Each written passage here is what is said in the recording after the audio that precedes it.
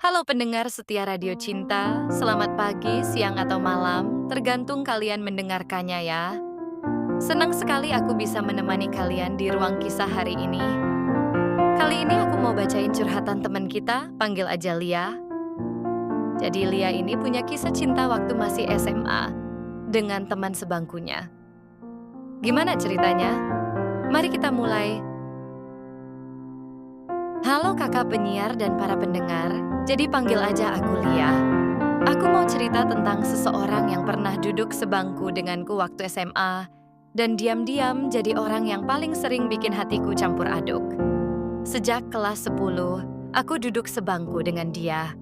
Awalnya kupikir biasa saja. Dia cowok yang suka bercanda, kadang nyebelin, suka coret-coret bukuku dengan gambar aneh. Tapi dia selalu ada waktu aku butuh bantuan. Dan kadang kasih perhatian kecil yang kadang bikin aku bingung sendiri. Waktu aku sedih dengan urusan pribadiku, dia coba menghiburku dengan banyolan recehnya. Yang herannya selalu manjur. Dia juga sering banget bawain aku camilan, yang kalau aku tanya dari mana, dia jawab dengan entengnya dari calon mertuamu. Ya, otomatis aku getok kepalanya pakai buku manapun yang bisa ku ambil. Hari demi hari aku jadi terbiasa dengan keusilannya. Tapi semakin lama aku sadar, rasaku ke dia berubah. Apalagi ketika mulai ada momen-momen kecil yang bikin aku baper. Pernah suatu kali aku ketiduran di kelas karena begadang belajar. Waktu bangun, aku kaget karena ada jaket yang menutupi meja dan bahuku. Kupikir punyaku, ternyata jaketnya dia. Dia hanya bilang santai, "Tadi kamu kedinginan, jadi aku pinjamin." Saat itu jantungku rasanya meledak. Tapi nggak semua momen manis bikin aku bahagia. Ada juga yang bikin aku cemburu.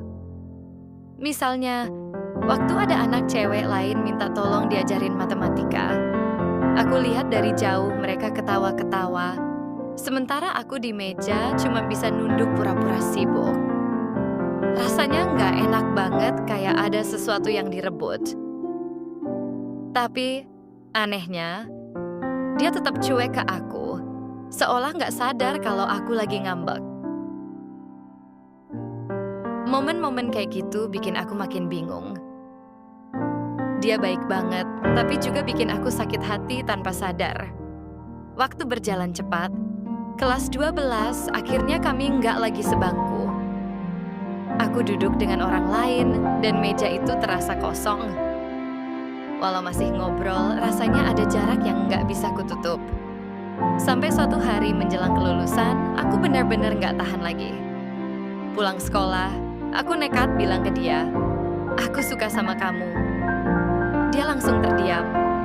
Pandangannya kosong, kayak lagi mikir keras. Aku menunggu, berharap dia segera jawab. Tapi belum sempat dia buka mulut, tiba-tiba teman-temannya datang, narik dia buat main. Sambil ketawa, mereka melambaikan tangan ke arahku. "Sorry ya, cowoknya kita culik dulu." Aku hanya berdiri bengong.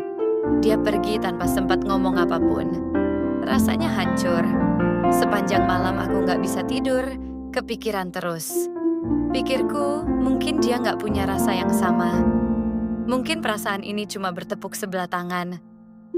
Aku nangis sendirian, merasa bodoh karena sudah jujur. Tapi paginya, sesuatu terjadi. Begitu aku masuk kelas, dia tiba-tiba berdiri di depan pintu. Wajahnya serius, tapi matanya hangat. Tanpa basa-basi, dia berkata, "Lia, aku suka sama kamu juga. Mau nggak kamu jadi pacarku?" Aku kaget setengah mati. Campur aduk rasanya. Terharu, bahagia, tapi juga kesel karena semalam aku dibuat galau setengah mati. Aku sampai bilang, "Kenapa nggak jawab kemarin sih? Bikin aku nangis semalaman." Dia hanya nyengir, "Aku butuh waktu mikir." Aku nggak mau jawab asal-asalan. Dan sekarang aku yakin aku nggak mau kamu jadi sekadar sahabat sebangku. Aku mau kamu jadi orang yang selalu duduk di sampingku.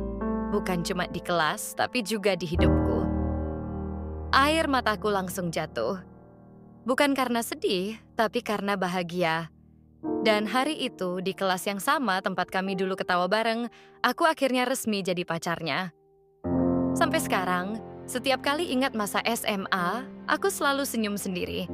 Karena ternyata, sahabat sebangku yang dulu cuma iseng coret-coret bukuku, diam-diam adalah cinta yang aku tunggu.